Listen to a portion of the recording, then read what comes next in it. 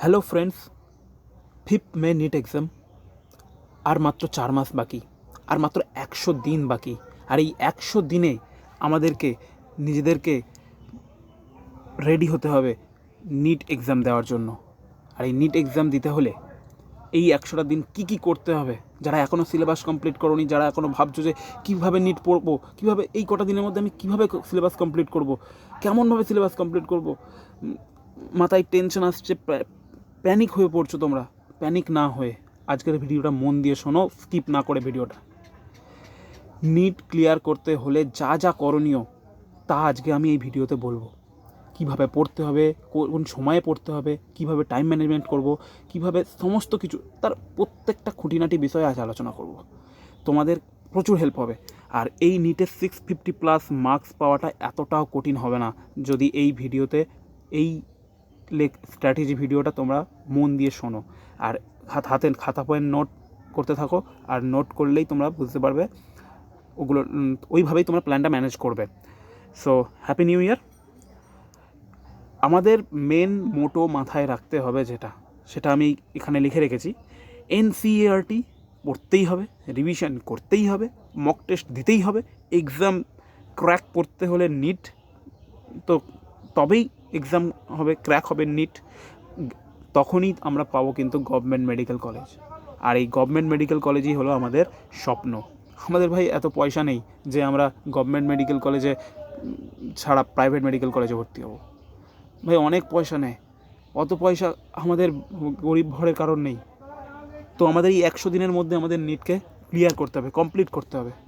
তো best strategy কী? Set a small target. ছোটো ছোটো টার্গেট সিলেক্ট করো, এক একটা চ্যাপ্টারকে ধরো, সেই চ্যাপ্টারের এক একটা টপিককে ধরো, সেই টপিকগুলোকে কমপ্লিট করো।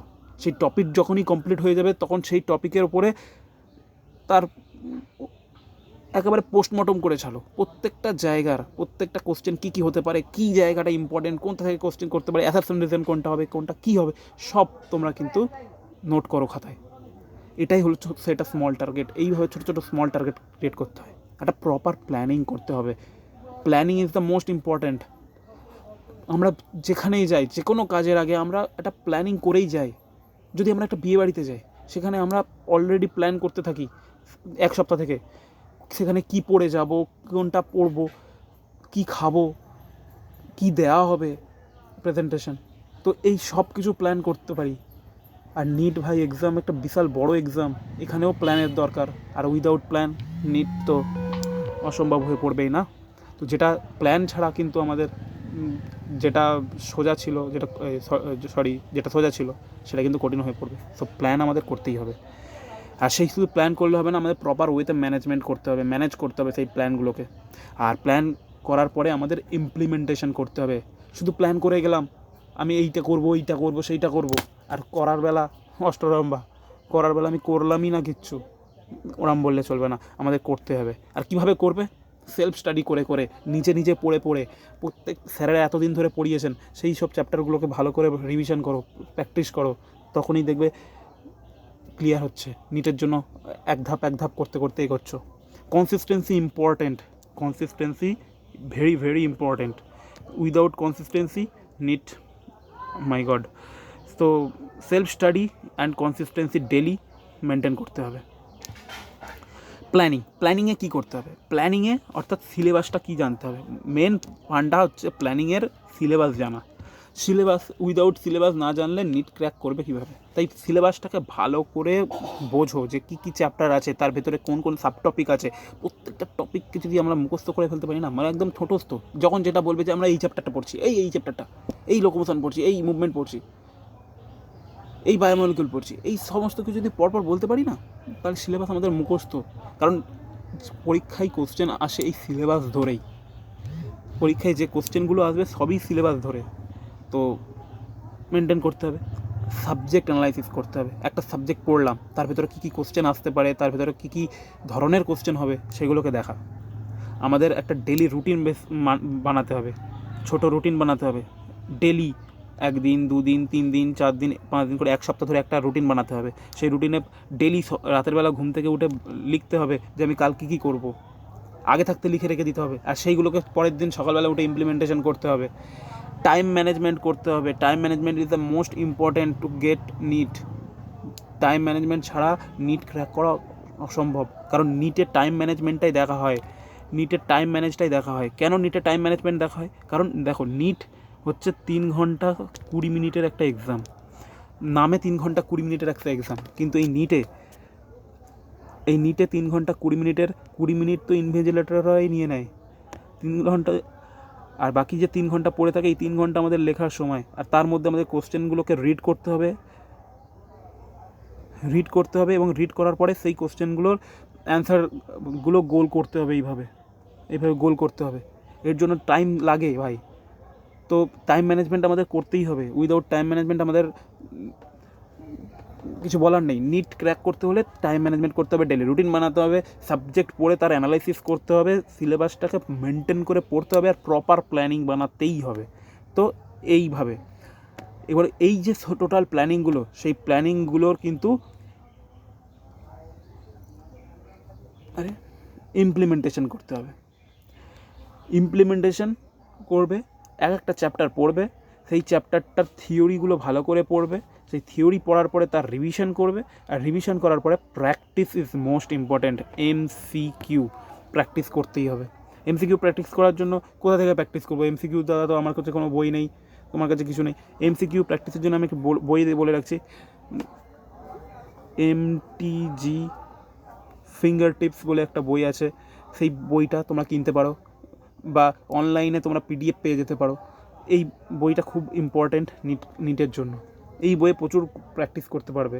দিশা পাবলিকেশনেরও অনেক বই রয়েছে, প্রচুর নিটের বই রয়েছে। যে কোনো একটা কোম্পানির একটা বই তোমরা নিয়ে প্র্যাকটিস করতে পারো। এর জন্য কোনো বাধাবাধকতা নেই। আর আমাদের কাছে সবচেয়ে মেন অস্ত্র হচ্ছে NCERT. That is the most important key to get NEET. এই এনসিআরটিটাকে ঠোঁটস্থ মুখস্থ রাখতে হবে অন্ততপক্ষে এই কটা দিনের মধ্যে। অন্ততপক্ষে প্রত্যেকটা চ্যাপ্টারকে বলছি, এনসিআরটির প্রত্যেকটা চ্যাপ্টারকে চেষ্টা করতে হবে অন্তত 2বার রিভিশন করার, অন্তত 2বার, সবচেয়ে কম বলছি। একে তো অ্যাকচুয়ালি করা উচিত 10বার করা উচিত রিভিশন, তাও নতুন কোশ্চেন বেরোতেই থাকে। কিন্তু আমি এখন বলছি অন্ততপক্ষে 2বার রিভিশন করে নেওয়া উচিত, এবং তার সঙ্গে এই এমসিকিউ প্র্যাকটিস কন্টিনিউ করা উচিত। তো সেলফ স্টাডিতে make a notes and short note main কাজ। প্রথমে তোমার যে নোটটা আছে নিজের, যেটা আমি এতদিন ধরে তোমরা বানিয়েছো, সেই নোটটাকে রিডিং করো, ডেলি রিডিং করো। ধরো একটা চ্যাপ্টার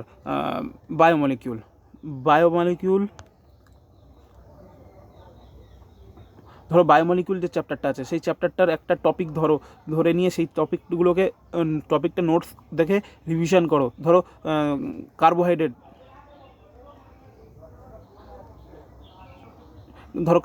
পড়ছো, কার্বোহাইড্রেটের প্রত্যেকটা কার্বোহাইড্রেট টপিকটা পড়ো, ভালো করে রিডিং করো তোমার নোট থেকে।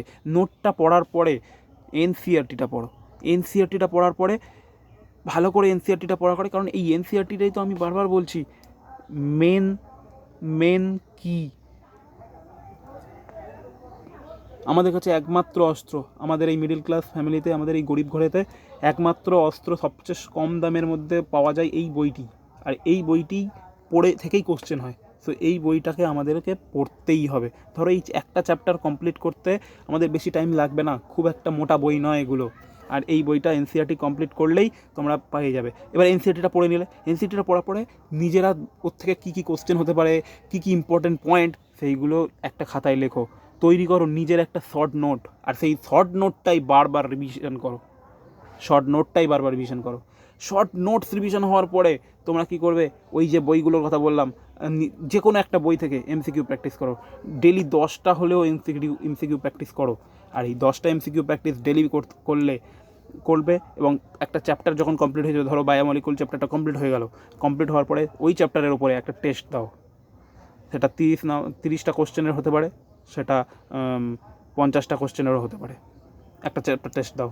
আর এই ব্যাপারটা যা বললাম, কনসিস্টেন্সিভাবে যদি প্রত্যেক দিন আমরা মেনটেন করতে পারি, তাহলে নিট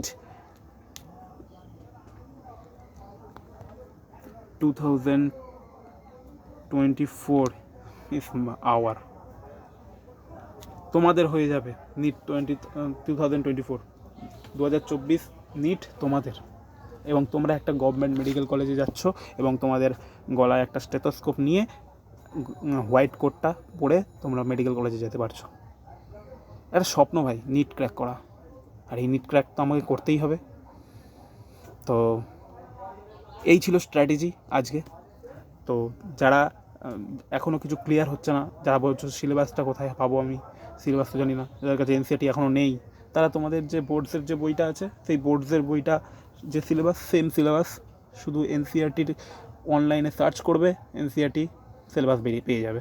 আর অত চাপ নেওয়ারও দরকার নেই, আমি আমার কমিউনিটি পেজে আমি সিলেবাসটাও পোস্ট করে দেবো, অসুবিধা হবে না। আর নেক্সট ভিডিওতে আমরা হাই ইয়েল্ড চ্যাপ্টারগুলোকে নিয়ে আলোচনা করব। আর তার জন্য তোমাদেরকে সাবস্ক্রাইব করে রাখতে হবে এই চ্যানেলটা এবং press the bell icon to get notification first and stay tuned more classes and video থাকতে হবে তোমাদেরকে, নয়তো এই প্রত্যেকটা ভিডিও তোমরা পাবে না। আর বেল আইকনটা অবশ্যই প্রেস করে রেখো। So thank you very much. That is our channel NEET crack easy, আমাদের চ্যানেলের মোটো। তো ইজি টুই নিট ক্র্যাক। আরে ভাই, নিট ক্র্যাক করা ইজি, তোমরা সবাই ভালো করে ভাবো, নিটটা ইজি। ওই চ্যাপ্টার কটা শেষ করতে পারলেই তো নিট ইজি হয়ে যাবে।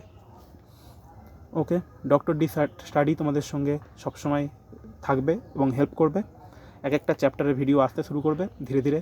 আগে এই সিলেবাস রিলেটেড ভিডিওগুলো আসুক, তারপরে আমরা প্রত্যেকটা চ্যাপ্টারকে কনসিস্টেন্সি ওয়াইজ আমরা রেডি করব, প্রত্যেকটা চ্যাপ্টারের এনসিআরটি পড়াবো আর নিট ক্র্যাক করবো একসাথে। চলো, থ্যাংক ইউ।